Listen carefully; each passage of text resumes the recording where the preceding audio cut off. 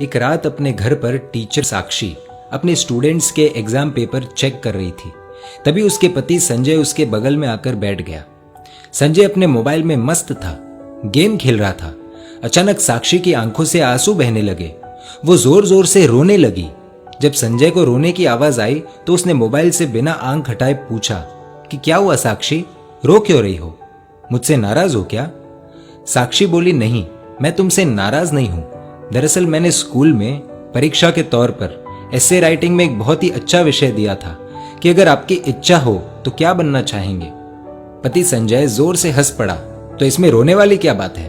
फालतू में मेरा गेम खराब कर दिया। साक्षी बोली, संजय 2 मिनट फोन छोड़ो और ये देखो एक बच्ची ने क्या लिखा है उस एसे राइटिंग में।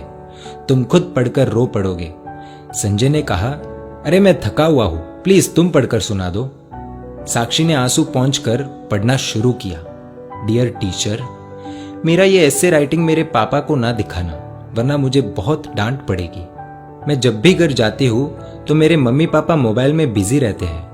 मेरी तरफ देखने का भी बहुत कम टाइम मिलता है उन्हें। मोबाइल का इतना ध्यान रखते हैं वो, इतनी केयर करते हैं मोबाइल की। वो मुझसे ज्यादा तो उनके फोन से प्यार करते हैं। मेरे पापा और मम्मी शाम को थक जाते हैं, लेकिन उसके बाद मेरे साथ वक्त नहीं बिताते, अपने मोबाइल के साथ वक्त बिताते हैं। उनके पास उनके मोबाइल के लिए बहुत समय है, लेकिन मेरे लिए बिल्कुल भी समय नहीं है। मैं 3 बार बुलाती हूँ तो मेरी आवाज उन्हें सुनाई नहीं देती, और मोबाइल की हल्की सी रिंगटोन भी बज जाए तो अपना काम छोड़कर मोबाइल देखते हैं। मेरी इच्छा होती है कि मेरे मम्मी पापा मुझे अपने हाथों से खाना खिलाएं, लेकिन खाना खाते वक्त भी उनके एक हाथ में मोबाइल ही रहता है। मैंने तो सुना था सुबह उठकर एक माँ अपने बच्चों को उठाती है, देखभाल करती है, लेकिन मेरी मम्मी सुबह उठते ही मोबाइल देखती है, मुझे कभी नहीं उठाती। मेरे पापा अपने मोबाइल में पूरे दिन फालतू वीडियोस देखते हैं, हर समय गेम खेलते रहते हैं, लेकिन अगर मैं उनके पास मेरा कोई काम लेकर जाऊं तो कहते हैं बेटा आई एम बिजी। इतना ही नहीं, अब मेरी मम्मी ने खुद के वीडियोस बनाने शुरू कर दिए हैं, इसीलिए कई बार रात में देर से सोती है तो सुबह देर से उठती है। और सुबह जब मेरा टिफिन तैयार नहीं रहता तो मुझे पैसे देकर कहती है कैंटीन में खा लेना। मेरे टिफिन से भी ज्यादा जरूरी मम्मी को उनका स्मार्टफोन है।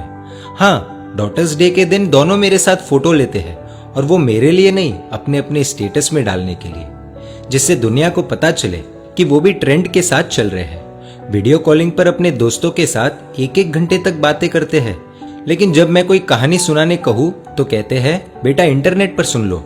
वो दोनों ही मेरी आदतें बिगाड़ रहे हैं। फिर कल अगर मैं गलत रास्ते पर चली गई तो पूरी दुनिया मुझे गलत बताएगी। इसलिए मेरा हमेशा से सपना रहा है कि मैं भी एक स्मार्टफोन बन जाऊं। पूरे दिन अपने पापा के हाथों में रहूंगी, रात को सोते समय भी उनके आंखों के सामने रहूंगी, सोने के बाद भी उनका हाथ मुझ पर ही रहेगा। खाना तो नहीं मिलेगा, लेकिन हाँ, टाइम टू टाइम रिचार्ज होता रहेगा, मेरा पूरा ध्यान रखा जाएगा, मुझे खरोच भी नहीं आने देंगे। जहां भी जाएंगे मुझे अपने साथ ले जाएंगे, हमेशा दोनों की आंखों के सामने रहूंगी। संजय थोड़ा भावुक हुआ, लेकिन फिर से अपने गेम में लग गया और साक्षी से बोला कि ठीक है, अच्छा लिखा है, इसमें रोने जैसा कुछ नहीं है। तुम्हें इतनी सी बात पर रोना क्यों आ गया Sakshi? Be strong, come on. तो साक्षी ने कुछ ऐसा कह दिया कि खुद संजय भी अपने आप को संभाल नहीं पाया। साक्षी बोली कि संजय, ये ऐसे जिसने लिखा है वो अपनी ही बेटी है। दोनों के आंसू रुकने का नाम नहीं ले रहे। भागते हुए अपनी बेटी की बेडरूम में गए, देखा कि वो अपने मम्मी पापा की तस्वीर से लिपटकर सो रही है। ये दृश्य देखकर दोनों को रोना आ गया। साक्षी और संजय दोनों ने अपनी बेटी को नींद से जगाया, उसको उठाकर दोनों ने क्षमा मांगी, कहा कि बेटी तुमने हमारी आंखें खोल दी, हमें माफ कर दो, अब से स्मार्टफोन नहीं, तुम हमारी आंखों के सामने रहोगी। पूरे परिवार के लिए बहुत ही भावुक पल था। दोस्तों, इस कहानी से आपको क्या सीख मिली कमेंट द्वारा बताएं, और अगर आपको लगता है कि ये कहानी शेयर करने जैसी है तो तुरंत अपने दोस्तों, परिवारजनों और रिश्तेदारों के साथ शेयर कीजिए, और ऐसी सुंदर कहानियों के लिए emotional video stories page like कर दीजिए और YouTube पर हमें सब्सक्राइब कर दीजिए।